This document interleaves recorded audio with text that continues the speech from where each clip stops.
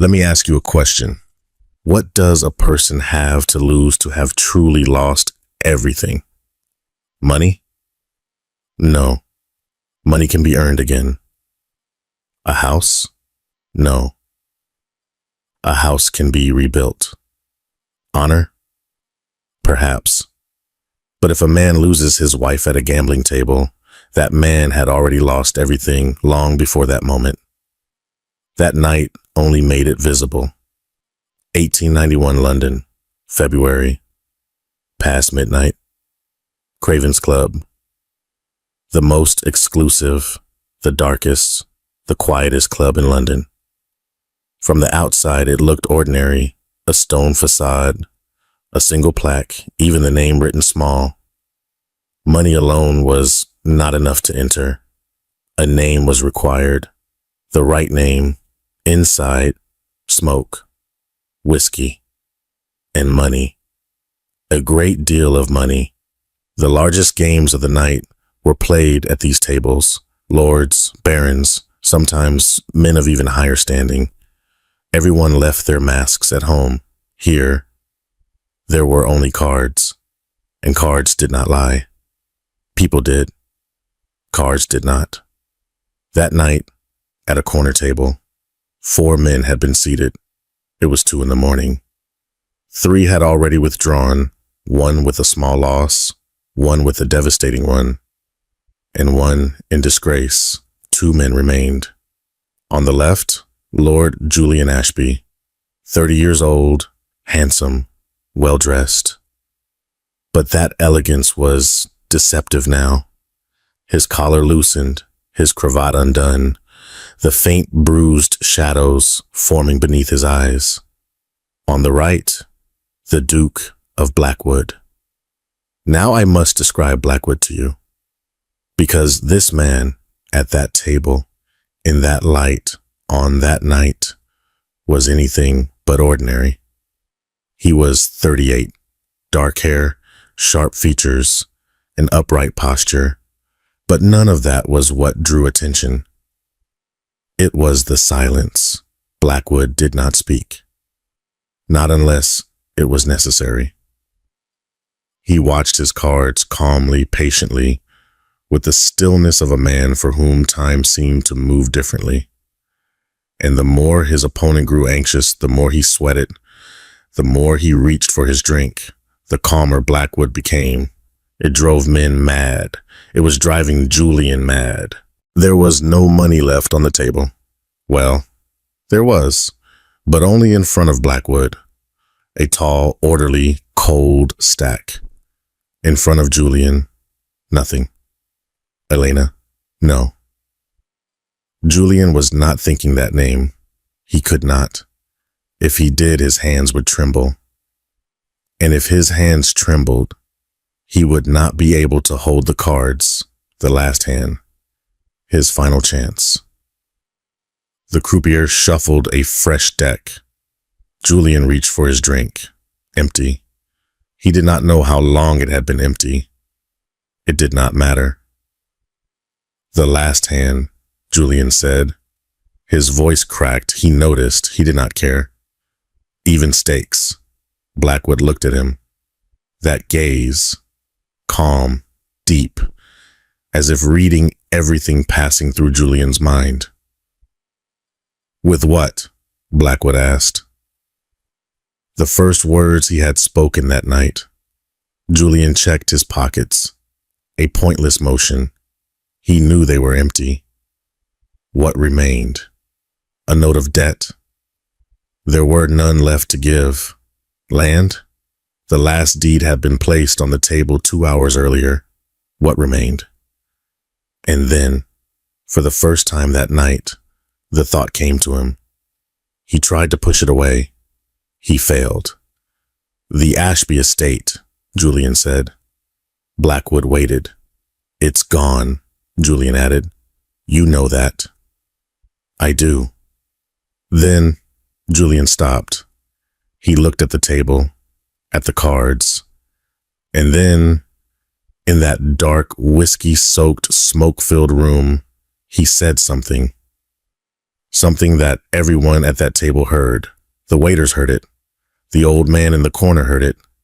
And years later, they would all remember it.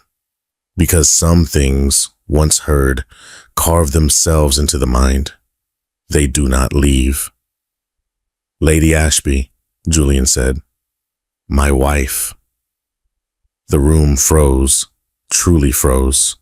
The smoke, the whispers, the distant laughter, all of it paused for a moment. Then the murmurs began. Your wife? Blackwood asked. His voice had not changed. No shock, no disgust, only a question. The last hand, Julian said. If I win, everything returns. If I lose, he stopped. Lady Ashby passes to Blackwood. Silence. Heavy, suffocating silence. Blackwood looked at his cards, then at Julian, and in that look, there was something. Julian could not read it then. Later, he would understand. But not in that moment. Because Julian was drunk. Because he was panicking. Because a man who has been losing for hours does not see clearly. What was in Blackwood's eyes was not anticipation, nor anger. It was something like a plan. Very well, Blackwood said. One word. The croupier dealt the cards. Julian looked at his hand. It was good. Truly good. The best hand he had seen all night. His heart began to race. This was it. This hand would restore everything. Money, land, honor. And Clara would never know about this night. Blackwood placed his cards on the table, slowly, calmly, as always. And Julian looked at them, and something inside him went out. It was the better hand, far better. Silence. Blackwood stood, buttoning his coat, calm, deliberate, like a man whose business was finished. I have won, he said. No triumph, no mockery, only fact. Julian opened his mouth, closed it again. Tomorrow night, Blackwood said. He had not interrupted Julian. He had simply spoken. The Hartley Ball, near Buckingham. Lady Ashby will be there. Julian froze. What? I expect you as well. Blackwood took his hat. A front seat will be reserved for you. What do you mean? Blackwood paused, turned, and that look, cold, deep, seeing everything, rested on Julian. 1 second, 2. You will watch, Blackwood said. Nothing more. He turned, walked away, left the room. Julian remained at the table. There were whispers around him, eyes on him. But he heard none of it, because only one word echoed in his mind. You will watch. What was he going to watch? That night, when he returned home to the large, silent, dark house, he climbed the stairs, stopped at the door of the bedroom. There was no sound inside. Clara was asleep. She always was. Every night Julian returned late. Every night Clara slept. Every morning Julian left before she woke, unable to look at her face. But tonight, his hand rested on the door. He did not push it open. He simply held it there. And inside him, did he feel something? Regret? No. Julian had mastered the art of postponing regret. He had practiced it for years. Only one thing remained. You will watch. He withdrew his hand, went to his own room, and that night, for the first time in years, Julian did not sleep.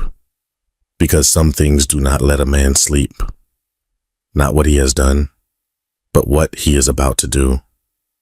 Now I must tell you about Clara, because until now, you have heard only a name, Lady Ashby, Julian's wife, the woman lost at a gambling table. But Clara was far more than that.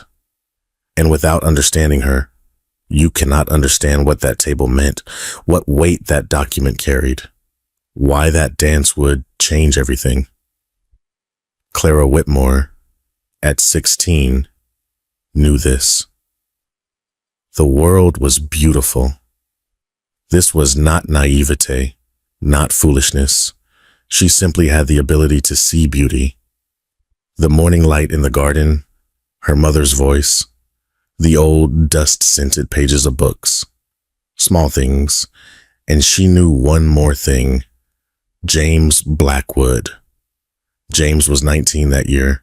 The children of neighboring estates, they had always known each other, but knowing was not the same as seeing. Clara truly saw him at 16. A summer day, in the garden, James had jumped from a tree, not fallen, jumped. She did not even remember why anymore. But that jump, absurd, childish, unnecessary, made her laugh. She laughed in a way that made him look at her as he stood up. And that look was different. 2 years passed. Gardens, books, long walks, conversations, real ones. Not the weather is pleasant conversations, ideas, questions, arguments. James listened to her, truly listened. And Clara held on to that because her father did not listen. Because in that world, women were rarely listened to. But James heard her. At 18, Clara understood. She loved James Blackwood. She did not say it. In that era, such things were not spoken. Family spoke first. Protocols were followed. Everything formalized. But James knew. Clara knew. They both knew. And both were waiting for the right moment. The right moment never came because Julian Ashby did. Lord Julian Ashby, handsome, charismatic, the kind of man who turned heads when he entered a room, and wealthy, that year at least. His family was rising, their connection strong. Clara's father saw it, calculated, and one evening he called her in. Julian Ashby wants you. Clara froze. Father, he is from a good family, strong connections. He will provide well for you. James Blackwood holds no title yet. Her father returned to his desk. The conversation was over. The Ashby family is waiting. That night, Clara went to James. In the garden, dark, cold. He was already waiting. He had sensed something was wrong. Clara told him. James was silent for a long time. Then he said only this. The choice is yours. Clara had expected more. A fight, a refusal. No, do not go. I will speak to your father. He said none of it, because James understood the rules. He knew what it meant to oppose a father's decision. He did not want to put Clara in that position. But Clara, she read that silence differently. She read it as abandonment. The wedding took place 6 months later. Clara wore white. She was beautiful. Everyone said so. Julian smiled at her. Flowers were thrown. And Clara smiled. Because she had to. The first year was not bad. Julian was not attentive, but he was not cruel. He was occupied. Meetings, clubs, dinners. Clara managed the house. She was not thanked. Such things were not expected. The second year, the debts began. Small, quiet debts. Of course, Clara was not told. Ladies need not concern themselves. But she noticed. Bills delayed, fewer servants, Julian returning later each night, gambling. She understood. She did not ask. Because if she did, Julian would become angry. And when Julian was angry, he would not speak for days. And that silence was what exhausted Clara the most. In the third year, something had happened. A small thing. But Clara would remember it forever. She had been sitting in the library, reading, as always. Julian had entered, not drunk, but he had been drinking. "What are you reading?" he had asked. Clara had shown him the book, Philosophy, Locke. Julian had laughed, not mockingly, just he had not understood. "Why?" he had asked. "It interests me." Julian had looked at her for a second. Then he had left. It was a small thing, but in that look, Clara had seen it. Julian did not see her. He never had. He had a house. He had a wife. Both were in their proper place. But Clara did not exist for him. In the fourth year, the estate was gone. Quietly, in a single night. Julian had not told her. Clara had learned from the servants the next morning. They were moving. A smaller house, a less polished street in London. Clara had sat in her room that day. She had not cried. What was there to cry for? The estate? It had never been hers. It had been in Julian's name. Everything had been in Julian's name. Nothing had been in Clara's name. In the fifth year, Clara had done something. Something small, quiet, unnoticed. She had gone to a lawyer, alone, without telling Julian. "Divorce," she had said. "Is it possible?" The lawyer had looked at her, that look lawyers gave in that era, the look that asked, "What does this woman think she is doing?" "Difficult," he had said. "You need grounds, evidence, time." "I understand," Clara had said. She had left, and she had begun to gather documents, quietly, slowly. One piece each day, one step each week.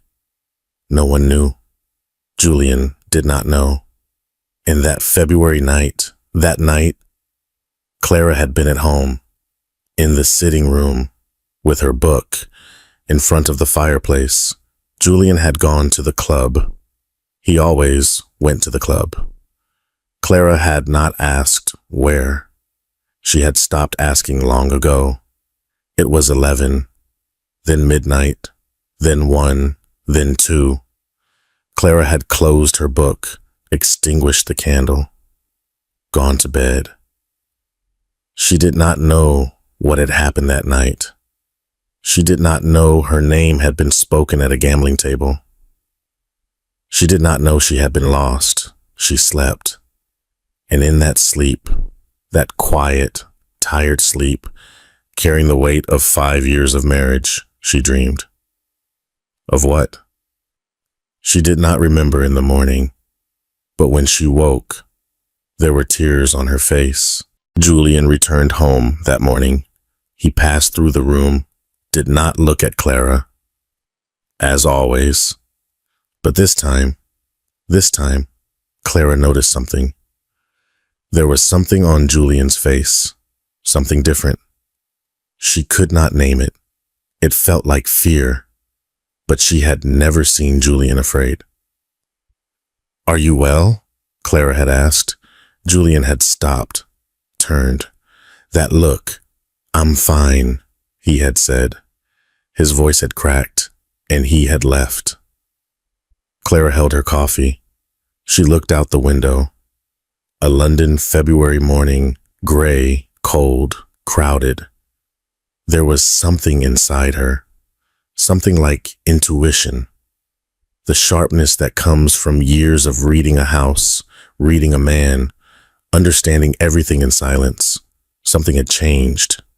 She did not know what, but it had. That afternoon, an invitation arrived. The Hartley Ball. The following night, Clara opened the envelope, read it. Her name was there. Clara Ashby. She had been invited. On the back, a small note, handwritten, in a hand she did not recognize. Just 2 words. Come, J.B. J.B. Clara froze. She stared at those 2 letters for a long time. James Blackwood. She held her hands. They did not tremble. But inside, something moved. A door that had been closed for 10 years shifted open.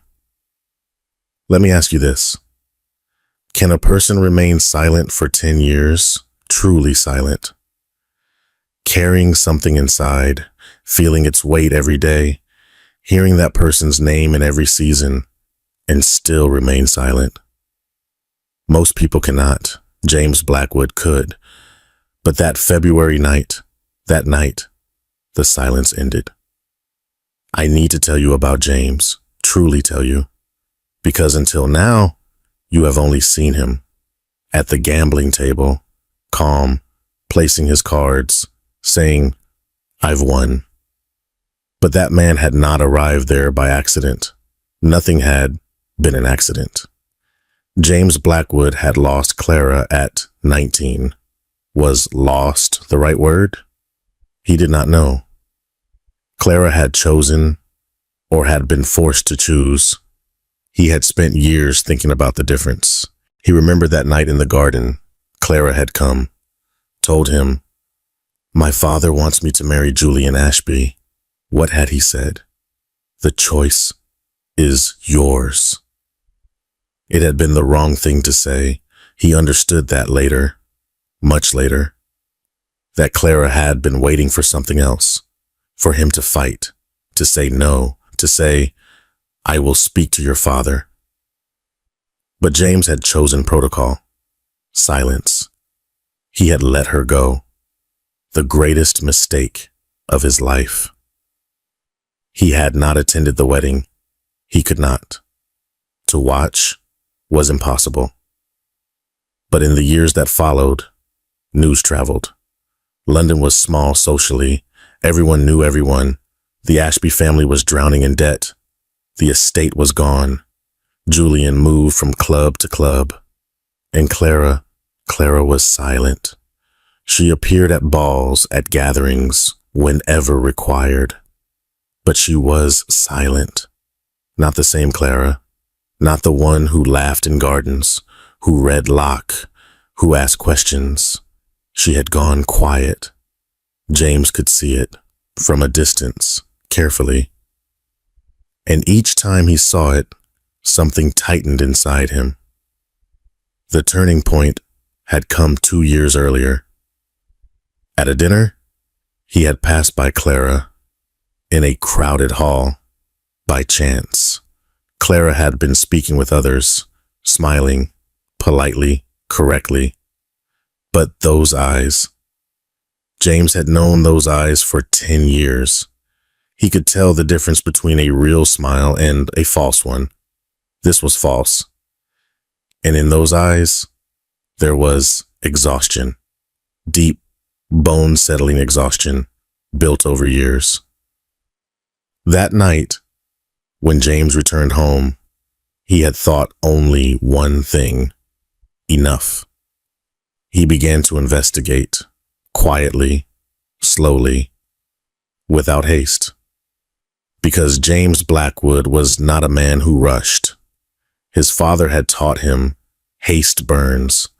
James measured everything, weighed everything, waited for the right moment. What he found was severe. Julian Ashby's debts were enormous. Not only gambling, failed investments, false partnerships, multiple creditors. Julian was covering one hole with another. The system would collapse. The only question was, When? And when it did, where would Clara be? James went to a lawyer. Clara Ashby, he said. If she wished to divorce, would it be possible? The lawyer calculated. Difficult. Grounds required. Evidence. And if Julian Ashby objects, he will not object, James said. How can you? He will not object. The lawyer understood. He did not ask further.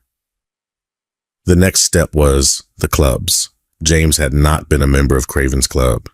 He had not wanted to be, but he joined, specifically because Julian was there every Tuesday, Thursday, Saturday.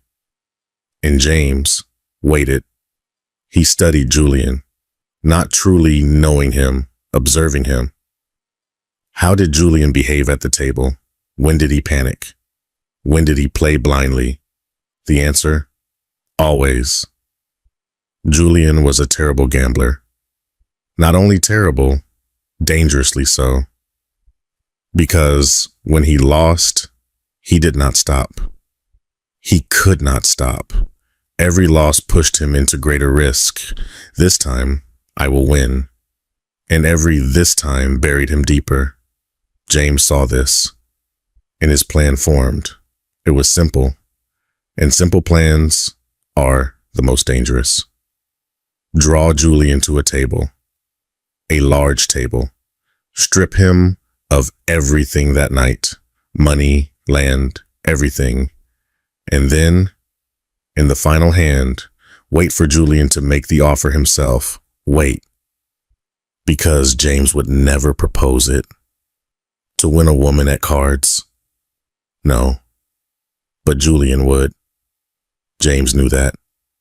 Because Julian was that kind of man. The kind who, at the final moment, would place the last thing he had on the table. And that last thing was Clara. James knew it. He despised it, truly despised it. But there was no other way. No legal way, no social way. Julian would object. Families would interfere. Years would pass. This way was brutal, but it was fast and certain. That night, everything had gone as planned. Julian had fallen, money, land, everything. And in the final hand, at the exact moment James had expected, Lady Ashby, my wife. When James heard that sentence, something tightened inside him. Was it anger? Yes, toward Julian, but also something else, something like pain, because Clara's name on that table, in those men's mouths, in that way. No, he continued. Said very well, and he won. But now the real matter began. Because Clara did not know. She knew nothing. And James could not go to her and say, I have won you. That was unacceptable. So, the ball. The ball would resolve everything. Julian would be there. If he could not pay his debts, prison awaited him. He would come. He would sit. He would watch. Clara would come with that invitation, those 2 letters, after 10 years of silence. And the dance would say everything. Everything James could not say. Everything he had carried for 10 years. Not words, not explanation, not even apology. Only a hand extended and a look that said, I am still here. That morning, James sat at his desk. He looked at the invitation, Clara's name, the note he had written. Come, JB. Was it enough? He did not know, but he knew one thing. That night, everything would change, or everything would end. Completely, irreversibly. And that thought, that heavy, real, 10-year thought, had lifted him from his chair. He walked to the window. London lay outside, gray, cold, unchanged. But today, it looked different. Because today was the final day of waiting, of silence, of all of it. Ball nights in London began like this: carriages, long, black, gleaming carriages, one after another, filling the street. People stepped out, gowns, jewels, perfume. As they entered, everyone walked a little differently, a little straighter, a little slower, because they were being watched. And to be watched was everything in that world. The Hartley Ball that year was larger than ever. The engagement of Viscount Hartley's daughter, that was the excuse. But the real reason was something else. It was the first great night of the season. Everyone would be there. Everyone would see each other. And everyone would talk. Clara stepped out of the carriage at exactly 8, a dark navy dress, her hair pinned up. The only piece of jewelry she owned from her mother, a thin silver chain at her neck. As she walked toward the entrance, there was a strange feeling inside her. She had attended many balls for years at Julian's side, with the correct smile, the correct words. They had all been the same. They had all been exhausting. Tonight felt different. Because of those 2 letters, J.B. Julian was beside her. They had not spoken a single word in the carriage. His face had not changed since that morning. That strange, unfamiliar expression.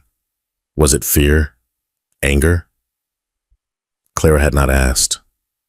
As they entered, Julian's hand came to her back. That formal, habitual touch. Not guidance. Possession. Clara did not react. Inside was bright. Chandeliers, candles, crystal. The orchestra was preparing in the corner, not yet playing, the musicians adjusting their instruments. The hall was full. Faces, voices, perfume. Clara looked around, and somewhere, James would be. Julian stopped. A man approached, clearly one of Blackwood's men, quiet, well-dressed, expressionless. "Lord Ashby," he said, "your seat is prepared." Julian froze. Clara looked. His face had changed. That fear, now it was clear. "Which seat?" Clara asked. The man did not answer her. He simply gestured, front row, directly before the orchestra, at the very edge of the dance floor. Julian did not want to go. Clara could see it. In his steps, in his body. Everything in him said, stop. But he went, because he had no other choice.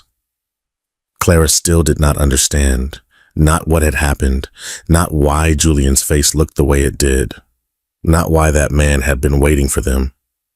But she followed him. They sat, and then the room changed.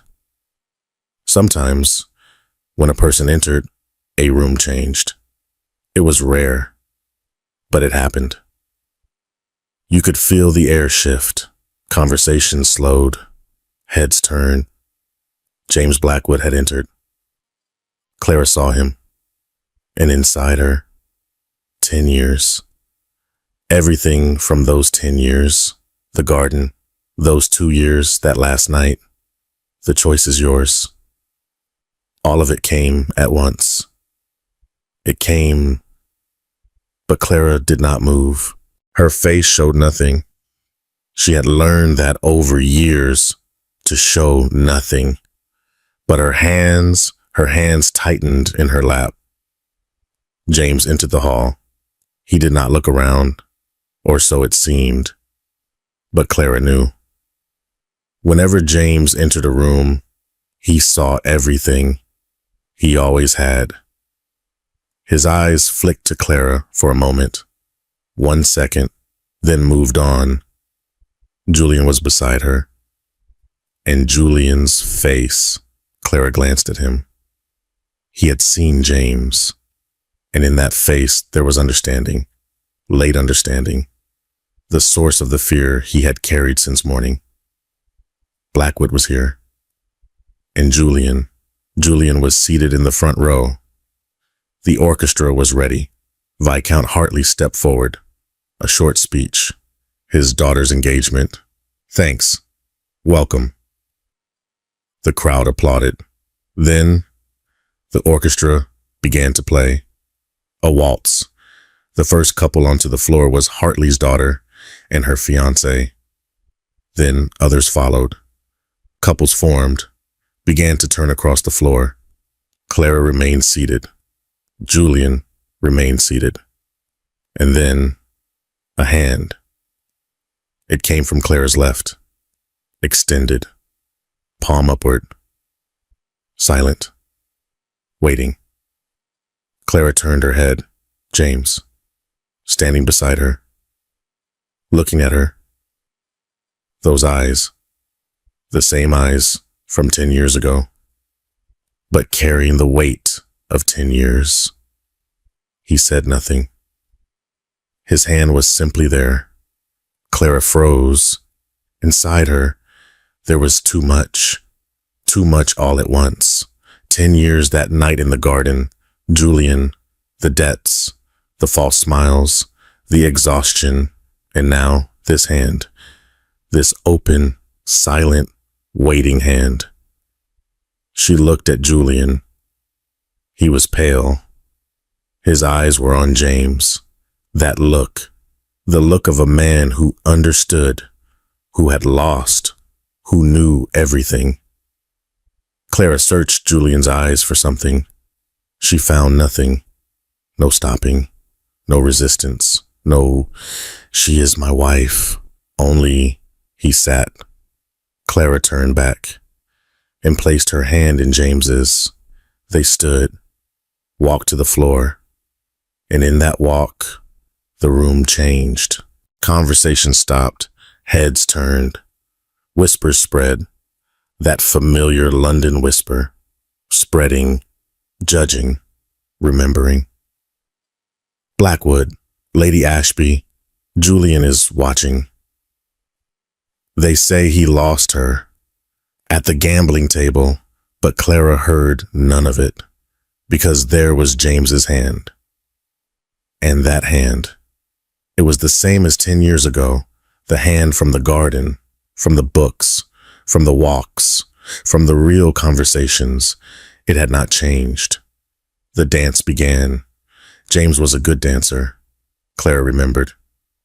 But this was not just a dance. He held her correctly, elegantly, but his eyes were on her. Those eyes, not looking anywhere else. The rest of the room did not exist. No Hartleys, no orchestra, no whispers. Only Clara. And Clara, for the first time in years, was seen. Truly seen. Julian had looked at her, but had never seen her. Never. There had been a wife there, properly placed. That was all. But James was looking, and in that look, everything was there. 10 years, regret, and beneath it, still there. Clara's eyes filled. She did not show it. She had learned not to, but James saw. And James said nothing, because there was nothing to say, or everything to say. But this was not the moment for words. They simply danced. Julian watched, front row, hands on his knees, pale. The room watched him, whispers, glances, smiles. Everyone knew. Everyone understood. The man had lost his wife at a gambling table, And now he was watching. What was inside Julian? Anger? Shame? Perhaps both. But more than anything, there was emptiness. Because as he watched that dance, he understood something. Clara had never danced with him like this. Not once. All those years, all those balls, all those careful performances, she had never looked at him that way. But she was looking at James with those eyes. The orchestra continued. The dance turned. And Julian sat, watched. A waltz lasts 3 minutes. 3 minutes? It seemed short. But on that floor, in that light, with those eyes, it was a lifetime. As the dance ended, Clara realized something. Slowly, piece by piece, it had come together during the dance. But now, in the final turn, James's hand at her waist, his eyes on hers, everything aligned. The invitation. Come, JB. Julian's face that morning. That fear. That broken, I'm fine. The front row, Blackwoods man. Your seat is prepared. And James, so calm, so ready, so planned. Clara's hand shifted. James felt it. She knew he did. His gaze did not break, but he was waiting. You, Clara said, her voice low, hidden beneath the music. You planned this. James did not answer. Julian, that table. Tonight. She paused. You. Something passed through James's eyes, not denial. The music slowed, final measures, the orchestra lowering the tempo. Why? Clara asked. And James, in that last turn, seconds before the music ended, spoke. One sentence, low, steady, carrying 10 years. Because I should have fought for you in that garden. The music stopped. The room applauded, that automatic polite applause. Clara and James stood at the center of the floor. Neither moved. Inside Clara, there was too much. Anger, a little, because she had not been asked, because once again, something had been done for her, in her name, without her being asked. But beneath it, there was something else, older, truer, that night in the garden. The choice is yours. She had felt abandoned, and now James was saying, I should have fought 10 years later. Was it too late? Perhaps. But he had said it. Clara turned. Toward Julian. He was still seated. Front row. Hands on his knees. The entire room watching him. His face had shifted from white to gray. His eyes were lowered. He could not look at her. Clara walked toward him. Straight. Calm. That practice walk she had learned over years. But this time, it was different. Not the walk of someone possessed. The walk of someone choosing.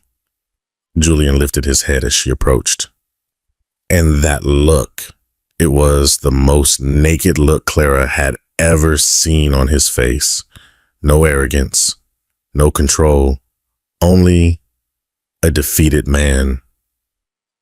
Clara reached into her pocket and took out the envelope.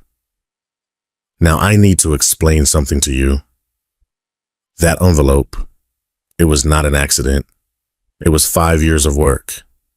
5 years of quietly gathered documents, lawyer visits, debt records, witnesses, signatures, everything in place. Clara had not done this for Julian. She had done it for herself. Because Clara Ashby had known one thing for 10 years. This life was not hers. And one day, when the right moment came, she would leave it. That moment had come. She placed the envelope in Julian's lap.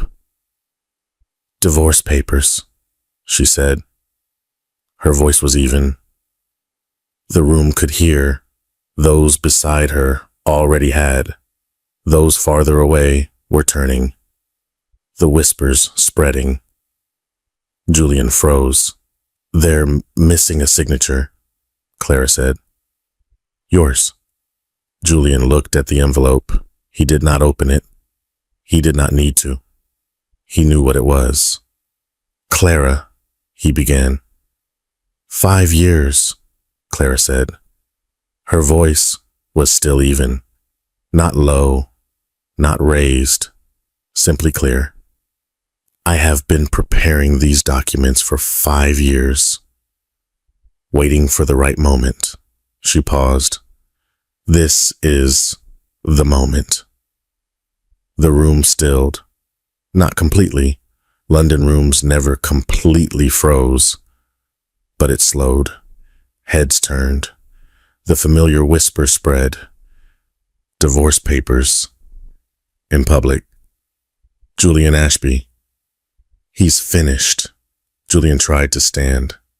He rose halfway, but his legs failed him. He sat back down. "You'll ruin yourself," he said, his voice low. "A divorced woman." "Did I have a name to begin with?" Clara said. Julian had no answer. "The woman wagered at a gambling table," Clara continued. "Half of London knows it tonight. Tomorrow, all of it will." She paused. "You have a choice.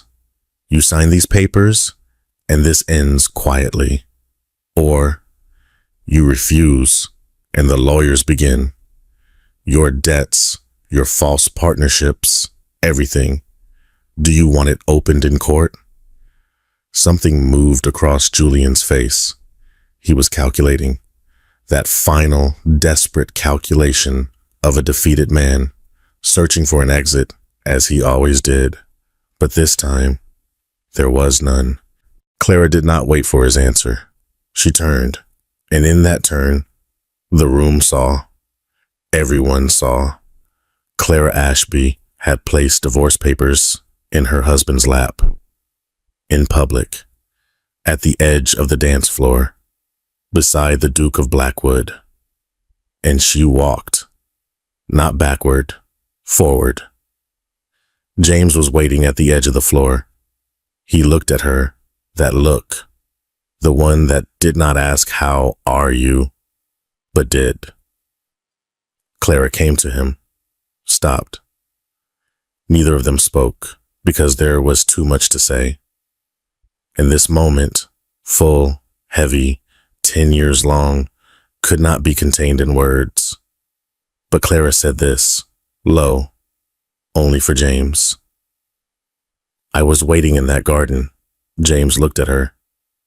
"I was waiting for you to fight," she said. "I did not say it, but I was waiting." Something passed across James's face. That wait. That 10-year wait. "I know," he said. "Too late." "Yes," Clara said, "too late." Silence. "But you are here," James said. Clara looked at him. "You are here," he repeated. "And I am here." A long silence. The room moved around them. Music had begun again, couples turning once more, life continuing. London always continued. But in that corner, between those two people, time moved differently. "One more dance," James said. Clara looked at him. "I should have asked 10 years ago," he said. "I am asking now." He extended his hand, again. The same hand, palm upward, waiting. Clara looked at it, and inside her, that complicated, heavy, beautiful feeling settled, took its place. sank into her bones. 10 years had passed, yes, but some things, even when they arrive late, still arrive. Clara extended her hand, and Julian remained seated. The envelope in his hand, the dance floor before him, the room around him. No one was looking at him anymore, because there was nothing left to see. Julian returned home that night, alone. The carriage was silent. London outside, as always, loud, alive, indifferent. Cities are indifferent. When people fall, cities continue. Julian looked out the window. The envelope was still in his hand. Now I must tell you something. Julian Ashby's collapse did not happen in a single night. Some collapses are like that. Sudden, violent, visible. You fall like a stone, and everyone hears it. His was different. Slow, silent. Each day, something more disappeared, so gradually that it was hard to notice. But it accumulated, until one morning you looked in the mirror and saw what remained. Julian looked into that mirror that week, Monday. The envelope lay on the table, unopened, untouched. Julian made coffee, did not drink it. It went cold. In the afternoon, his lawyer came. He did not open the door.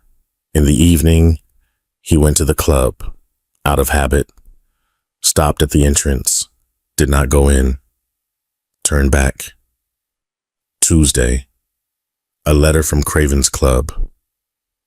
His membership suspended, temporarily, pending clarification of circumstances, polite wording, clear meaning. The door had closed. Julian placed the letter on the table, beside the envelope, side by side. Wednesday, a debt collector came. This time, Julian opened the door. There was no escape left. The number was spoken. He knew the number, but hearing it, it was different. There was reality in the voice, in the paper, in the man's expression, neither pity nor anger, only business. This week, the man said, payment or seizure. The door closed. Julian sat. For a long time, Thursday, an invitation arrived, Lord Pemberton's dinner. He attended every year, sat at that table, spoke to the right people. This year, it was not an invitation, a polite note, apologetic. The list is full this season, Julian understood. He had been removed from Pemberton's list, and a man removed from that list is removed from others. It was a chain. One falls, the rest follow. Friday, the landlord came. Rent is overdue, he said. 3 months, Julian knew. 1 week, he said. The man shook his head. 5 days, he left. Julian went to the window. The street below, people passing, carriages passing, life passing. And Julian stood there. What did he have left? That envelope, still in his hand. Saturday morning, Julian opened it. He looked at the documents for a long time. The lawyer's name, Clara's signature, grounds, irretrievable breakdown of the marriage, dates, clauses, terms. Clara had prepared this for 5 years. 5 years. As Julian read, something happened inside him. Was it anger? It did not come. Pain? Not exactly. It was more like understanding, late understanding. Clara had been there for years, and Julian had never seen her, not once. He took a pen, signed. The envelope went into the post that morning, And Julian sat at his table, alone, in an empty house, at an empty table, and looked at his life. What was there? Debts, closed doors, an empty invitation list, a signed divorce, and that table, that night, those cards, that voice.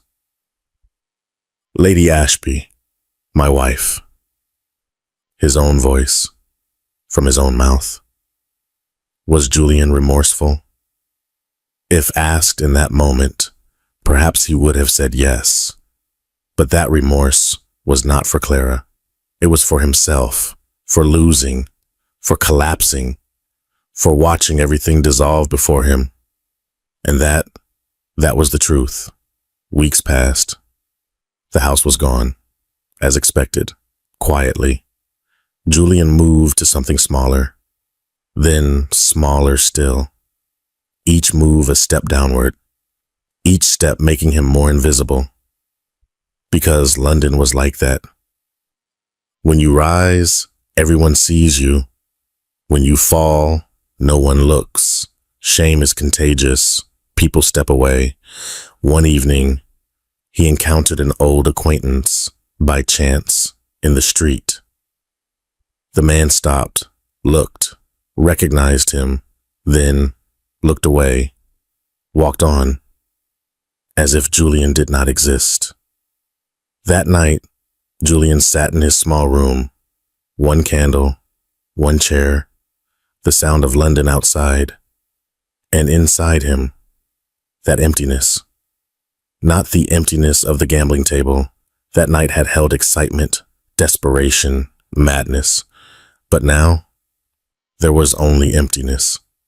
He thought of Clara, that dance, that walk, that envelope, and earlier, much earlier, that library, Clara reading, lock. Why? He had asked. She had shown him. He had not understood. He had left. That moment, that small, meaningless moment he had not noticed then, now represented everything. He had not seen her, not once, and now it was too late to see.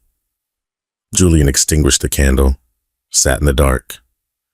And London continued outside, as always, indifferent, tireless. Julian remained inside it. No one pitied him. There was no need to. August. London summers were like this, warm, slow, the salons emptying as people retreated to the countryside. The city breathed, a little. At Blackwood Manor, morning. In Yorkshire, green, wide, birds in the garden, distant hooves, the scent of bread from the kitchen. Clara sat by the window, a letter in her hand, from her mother. Short, gentle, full of how are you. Clara read it, folded it, placed it on the table. Then she took a pen. She would reply. As she wrote the first word, she stopped. The signature. She had always written Clara Ashby. For years, automatically, without thought. But now, that name was gone. On the page, she wrote, Clara, then paused, then wrote, Clara Whitmore, her own name, not her father's, her mother's family name, before Julian, before James, only hers. She set the pen down, looked at the signature, and inside her, something small, quiet, real, not triumph, not victory, something simpler. I existed. I was here. This was my name. The door opened softly. James. Breakfast is getting cold, he said, calm, as always. Clara turned. Coming. He did not leave. He stood in the doorway, looking, that look, always that look. What were you writing? To my mother. I saw the signature. Clara followed his gaze. Clara Whitmore. Whitmore, James said. My mother's name. He nodded. It suits you. Silence. That kind of silence. Full, easy, needing no words. Clara stood, took the letter. As she passed him, James took her hand, lightly. That familiar hand, the hand from the garden, from the ball, from 10 years of waiting. Clara stopped, looked at him, on his face, that expression, that almost invisible smile, still rare, but there. Breakfast is getting cold, Clara said. Yes, James said, but he did not move. Clara smiled, and they walked together into that morning light, down that corridor. Later, in the garden, Clara sat outside. The letter finished, sealed. On it she wrote, from Clara Whitmore, Blackwood Manor, Yorkshire. 2 names, old, new, both hers. James sat beside her. They looked at the garden, green, wide, quiet. I've been thinking, Clara said. About what? That night in the garden, she paused. You did not fight, James waited. But now, Clara said, I think if that night had been different, we might not be here. James looked at her. What do you mean? Clara thought for a moment. Those years, she said slowly, they were heavy, they were difficult, but I learned something about myself, what I want, what I do not. She paused. And now I am here, because I choose to be. James held her gaze for a long time. Do you regret it? He asked. What? Everything. Julian. Those years. Clara waited a second. Regret locks you to the past, she said. I would rather look at the present. She took his hand, that left hand, the one that once bore a ring mark, gone now, faded. In its place, a new mark, simple, silver, chosen. James, Clara said. Yes, that dance, she smiled. The second one was good, too. Something shifted on his face. That smile. This time, it remained. Morning continued in the garden. Birds, distant hooves, the lingering scent from the kitchen. And on that bench, 2 people sat. 10 years, 1 table, 1 dance, 1 envelope. And now, a morning, chosen, earned, real. Thank you for listening to the story all the way to the end. Please tell us which city you're watching from and what the story made you feel.